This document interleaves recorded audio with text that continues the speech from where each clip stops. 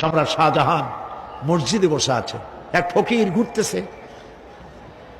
লোকেরা কয় ছোটবেলা থেকেই তোমারে খয়রাত করতে দেখলাম, ভিক্ষা কি জীবনেও যাবে না তোমার? লোকটি বলছে আমি ভিক্ষা করবো স্যার, আমার উপায়টা কি? কারণ আমারও তো লোকেরা এই মুরব্বীকে বসায় না। এই লোকটি আমি ভিক্ষা করা ছাড়া করবো কি? লোকেরা তো আমার 4 টাকা 50 টাকা 100 টাকা দেয় না, 4 আনা 5 আনা 1 টাকা এই আমার দেয়, এ দিয়ে আমি বড় লোক হবো কেমন? লোকটি বলছে আচ্ছা দেখো, তুমি তো জায়গা মতো যাইতে পারো নাই, বাদশার কাছে যাও, এমন দেওয়া দেবে জীবনে আর খয়রাত করা লাগবে না। তো বাদশার কাছে কি খয়রাতি যাইতে পারে কোনোদিন? কয় হ্যাঁ এখন পারবা। কেমনে? কয় সম্রাট শাহজাহান এখন একা একা মসজিদে আছেন।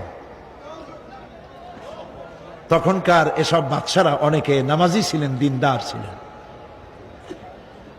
ফকির দরজার কাছে দাঁড়াইয়া দেখতে পাচ্ছে কেউ নাই, দেহরক্ষীরা দূরে দূরে দাঁড়ানো। বাদশাহ মসজিদের ভেতরে বসে হাত তুলে ঝুলতেছে আর কাঁদতেছে, চোখের পানি দিয়া দাঁড়িয়ে ভিজে ভিজে পড়ছে। এই দৃশ্য অনেকক্ষণ দেখলো ফকির। কিছুক্ষণ পর সম্রাট শাহজাহান মসজিদ থেকে বেরিয়ে আসছে। ফকির বলছে আসসালামু আলাইকুম হুজুর। তিনি বললেন ওয়ালাইকুম আসসালাম, চলে গেল। বাদশা বলল আমার কাছে তো কেউ আইসে কিছু না চাই এত যায় না, এরে দেখলাম খয়রাতির মতো কিছু চাইলো না, বেটা ভয় করলো নাকি? হ্যাঁ আমি এদিকে আসো। আসছে। ভয় পাইছো? কয় না ভয় পাইনি। তো কিছু যে চাইলে না? ফকির বলছে জাহাপানা সত্যিই কিছু চাইতে আসছিলাম, তারপর চাইলে না কেন?